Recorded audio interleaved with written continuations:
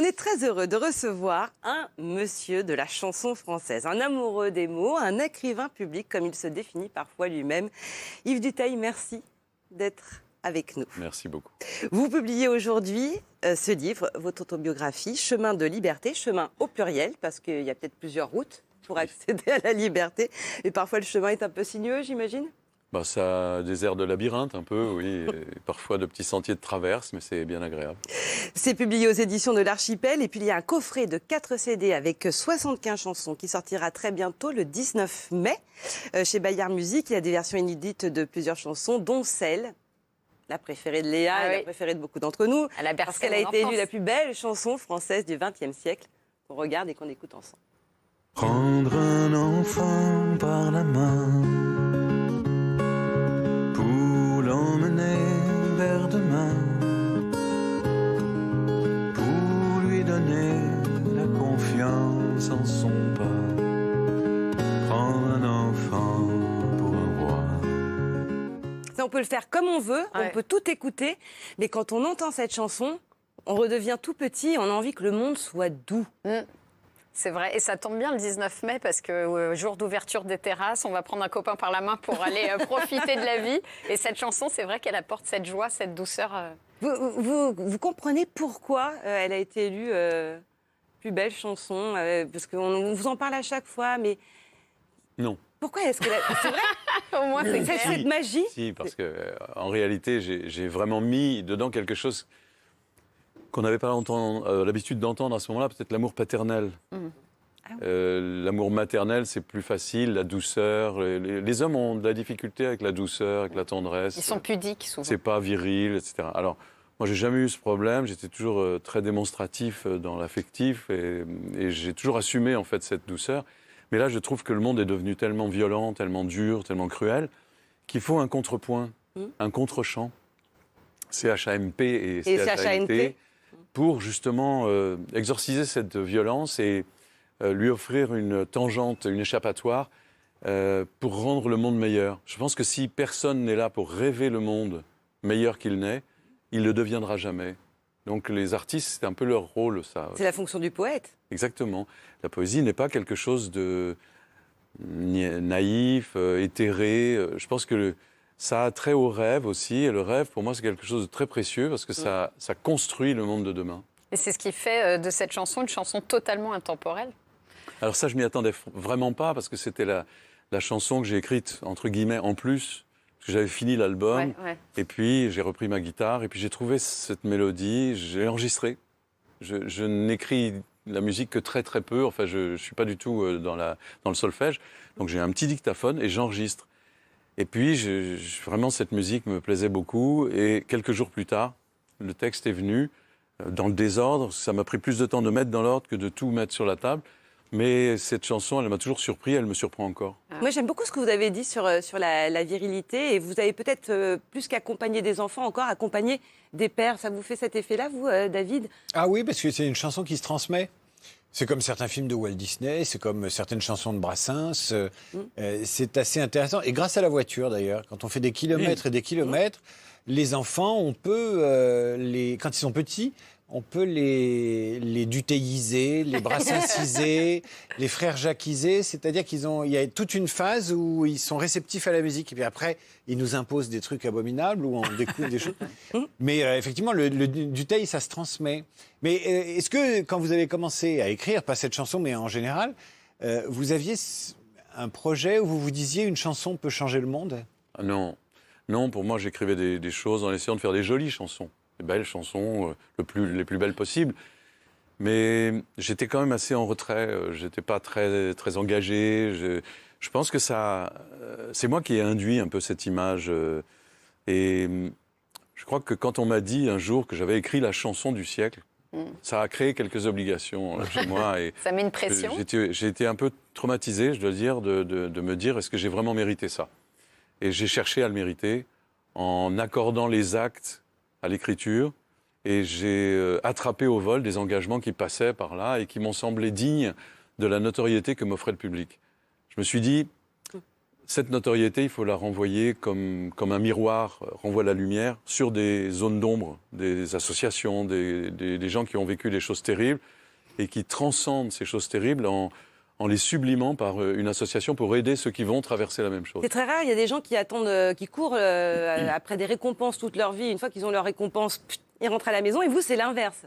Ça fait l'effet inverse. C'est comme si ça déclenchait chez vous le besoin de vous fixer de nouveaux buts ou de vous créer une certaine pression, finalement. Ben oui, tout à fait. J'ai besoin de mériter ce qu'on me donne.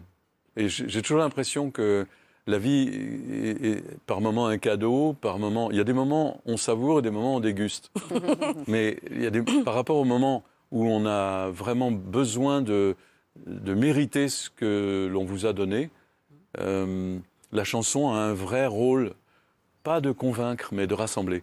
Et quand j'ai écrit La langue de chez nous, j'ai été surpris de voir cette chanson embarquée dans le monde francophone comme un hymne. Et je me suis dit, là, il y a quelque chose qui est en train de se passer. On l'écoute 2 secondes, là. Ah oui, d'accord. Oui. Nous dire que là-bas, dans ce pays de neige, elle a fait face au vent qui souffle de partout pour imposer ses mots jusque dans les collèges et qu'on y parle encore la langue de chez nous. Elle est belle. C'est une langue belle. Oui, David. Mais la francophonie va avoir 50 ans. Enfin, l'organisation de la francophonie va avoir 50 ans. Ça sert à quelque chose, la francophonie? Oui, parce que ce n'est pas forcément uniquement un problème de langue. C'est aussi un problème de technologie. Regardez le Concorde, regardez la fusée Ariane, regardez l'espace, l'informatique, tous ces domaines, l'humanitaire, les courses à travers le monde comme Arikana ou le Dakar, etc. Ce sont des choses qui sont le reflet d'un savoir-faire français, donc francophone. Et on ne porte pas une francophonie uniquement avec des mots.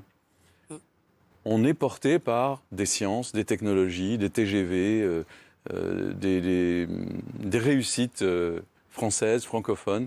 Et je crois que c'est aussi le reflet de la richesse de la francophonie, de se dire qu'elle repose sur une industrie, un commerce, des technologies. C'est le politique qui parle, pardon, là. Oui. Mais il est un peu politique, Yves Duteil. Oui, c'est vrai, mais pas dans le mauvais sens du terme. Oui, non, effectivement. Mais il sait aussi parler national, quoi, patriote. On va y revenir sur votre engagement local, qui a été le cas pendant quelques années, même de longues années. Mais sur le français, c'est amusant parce que vous avez commencé presque par l'anglais. Enfin, vous dites que quand vous écriviez dans le livre, c'est l'anglais qui vous plaisait au niveau de la chanson, etc. Puis c'est Paul Naref qui vous a un petit peu sorti de l'anglais en vous montrant par ses textes qu'on pouvait très bien écrire en français des très belles chansons. Mais absolument. Alors, Paul Naref a été une mine d'inspiration. Vous savez, l'émulation, ça compte beaucoup. C'est-à-dire qu'on écrit beaucoup en fonction de ce que les autres ont fait. Et moi, j'étais très Beatles. J'étais Her Majesty's a pretty nice song. She doesn't have a lot to say. Et ça chante terriblement l'anglais, ça balance. Il y a du swing. Il y a des accents toniques qui sont superbement placés. Et avec Paul Naref, on se rendait compte que tout d'un coup, le français aussi, il balançait, il avait une musicalité. J'ai retraduit toutes les chansons que j'écrivais ou que je chantais en français. Et je me suis mis à écrire vraiment avec un plus grand bonheur. Il y a une chanson déclic de Paul Naref? Une chanson déclic de Paul Oui, Naref. une chanson, votre chanson fétiche de Paul Naref. Si je vous dis toutes les chansons de Paul Ouais. Naref, ça Ah, va vous vous êtes surprendre. fan. Ah non, je suis fan. Miss Blue Jean, peut-être? Miss Blue Jeans. Alors Miss Blue Jeans, parce qu'il y a 2 accords en tout et pour tout dans cette chanson et qu'elle dure 7 minutes et que c'est une réussite absolue. Et vous dites aussi que Claude Nougaro a fait de vous un obsédé textuel. Oui, parce que j'ai dévoré les albums de chez Textuel, justement, qui reprennent les manuscrits des artistes et des auteurs comme Brassens, comme Nougaro. Et Nougaro, c'était un foisonnement incroyable, une source d'inspiration et d'émulation, justement, parce qu'il avait des fulgurances comme ça.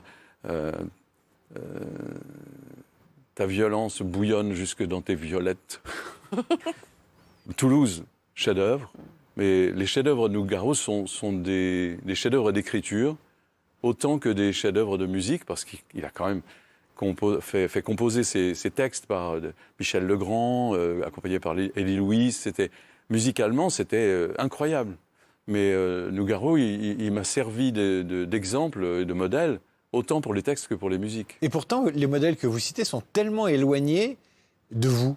C'est-à-dire que Paul Naref, c'est pas du tout votre style. Il est exubérant, totalement extraverti, c'est pop. Nougaro est totalement obsessionnel. Et souvent, dans la diction, dans la façon de faire, vous avez un toucher de balle beaucoup plus délicat. Parce qu'on est tous, nous les Français, des éponges musicales. On a absorbé tous les styles. Nougaro a fait du jazz, Fugain du Brésil, Véronique Sanson, c'est du rhythm and blues. Voilà, je pourrais vous citer tous les artistes qui ont été inspirés par des musiques d'ailleurs. Donc quand on voyage dans la chanson française, on voyage partout. Du reggae avec Gainsbourg. Alors, moi j'ai absorbé tout ça. Mais je l'ai absorbé en restituant quelque chose qui m'appartient. Et toutes ces vedettes, vous les avez rencontrées parce qu'on parle du showbiz, mais on ne voit pas Yves Duteil dans le showbiz. Alors, parlons peut-être de Véronique Sanson, Voilà. à qui vous consacrez quand même un chapitre entier. C'est Parce une que amie. Véro c'est notre ami. C'est vraiment une amitié que j'admire, que j'adore, qui me touche énormément. Parce que il y a eu une véritable rencontre. Et en fait, on s'est rendu compte que cette rencontre pouvait être autant musicale qu'amicale.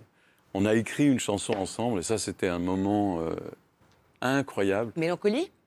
Non, Mélancolie, beaucoup ont cru que c'était Véro qui l'avait écrite, parce que quand on l'a chantée ensemble, elle se l'est tellement appropriée qu'on a cru que c'était une chanson d'elle. Ouais. On a écrit ensemble la musique d'une chanson, après que j'ai chanté Mon voisin, qui est une chanson de Véro et Violaine, sa sœur, plus que jumelle, siamoise, je dirais, inséparable. Je chantais cette chanson sans savoir que c'était Véro et Violaine qui l'avaient écrite. Et c'était Isabelle de Funès qui l'avait chantée. Et un jour, j'ai rencontré le producteur de Véro qui m'a proposé, mais viens la chanter à La Rochelle pour la fête à Véro. Et je suis venu à La Rochelle et on a chanté cette chanson. Et du coup, ça a été une rencontre vraiment musicale. Et Véro a accepté qu'on écrive une chanson ensemble. Cette chanson, on l'a composée ensemble, mais après j'ai écrit le texte tout seul. Mais quand on a composé la chanson, c'était un travail incroyable, à 4 mains sur son piano.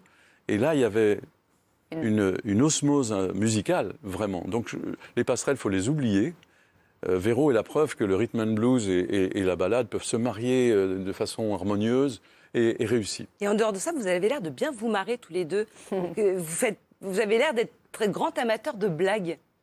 Oui, parce que Véro est autant amatrice de jeux de mots que je le suis dans la vie. Ouais. Quand on joue sur les mots en écrivant, on est forcément sensible au charme de l'humour à travers les mots. Alors, c'est un jeu entre nous aussi, c'est-à-dire qu'elle me raconte toujours des blagues, des histoires, et moi je raconte aussi des histoires, mais on a des coups de fil qui durent des heures. Hier, on recevait Didier Van Kovlart, auteur d'une 40aine d'ouvrages, dont un prix Goncourt. Quand il a su que vous étiez notre invité ce soir, mais littéralement, vous êtes témoin, David, hein, il a les yeux qui se sont mis à briller, à pétiller. Il a dit, il faut que je lui dise quelque chose. Écoutez. Oui, c'est un petit message, c'est surtout un grand merci. On s'est croisés, on s'est jamais vraiment rencontrés, mais il a écrit pour moi des chansons merveilleuses et surtout celle qui, pour un écrivain, est la plus belle chanson du monde, c'est l'écritoire. Cette chanson m'émeut vraiment aux larmes, mais ce sont des larmes de sourire. Le jeune homme écrivait, penché sur l'écritoire, le soleil en tombant desséchait l'encre noire. Et il y a 3 états de la vie d'un écrivain. Moi qui ai commencé à écrire très tôt, je suis là. Après, il y a l'homme mûr qui écrit, toujours ses rêves d'autre vie, ses rêves d'autre gloire. Et puis, il y a le vieil homme qui va finir par mourir sur la page et ses rêves, les mots partiront de son esprit sans qu'il sache ni pour qui ni pour quand. Et j'espère que je finirai comme ça. Donc, merci Yves. Le jeune homme écrivait, penché sur l'écritoire, éclairé de la rue. C'est par très une fort, hein. aurore. Je reste sans mots. Pour une fois que ça vous arrive. Mais ça explique peut-être aussi pourquoi vous avez des écoles à votre nom. Vous faites partie des... Il y a 3 ou 4 artistes qui ont des noms d'écoles de leur vivant. Vous en faites partie avec Pierre Perret. Oui, Pierre un jour me dit, tu sais, tu vas voir, ça fait un effet terrible d'avoir une école à son nom. Je n'ai rien dit, mais j'en avais 30 à ce moment-là. Ah ouais. Vous vous souvenez de la première, enfin... Oui, Bergère-les-Vertus. Et on vous appelle dans ces cas-là, on vous dit, bah voilà, on va faire une école et on aimerait bien qu'elle porte votre nom ou... Mais oui, ils vous écrivent. D'abord, il y a les parents d'élèves, l'éducation nationale qui doit valider, la commune qui doit donner son accord et le conseil municipal qui doit s'exprimer. Donc, c'est pas un hasard, quoi. Ça vient après une démarche. C'est extrêmement touchant. extrêmement émouvant. C'est une marque de confiance par les temps qui courent, quand même. Oui. Et je pense que ça, là aussi, ça crée des devoirs. J'étais sûre que vous alliez dire ça. Et paf, ça me remet de la pression alors. Oui, ça vous met la pression, mais en même temps, c'est une très jolie pression parce que vous recevez les courriers des enfants, vous répondez et vous marquez sur l'enveloppe « École Yves Dutheil ». Ouais, ça, C'est quelque dingue. chose... Mon père, quand il avait peur que je fasse ce métier, parce que j'étais fragile des bronches et qu'il avait peur que je descende dans les caves en fumée, C'est vrai, c'était pour ça. jamais imaginé qu'un jour, son nom... De quoi il rêvait pour vous, votre père, qu'on sache à quoi on a échappé? Il y avait la bijouterie familiale était au Carillon d'Or.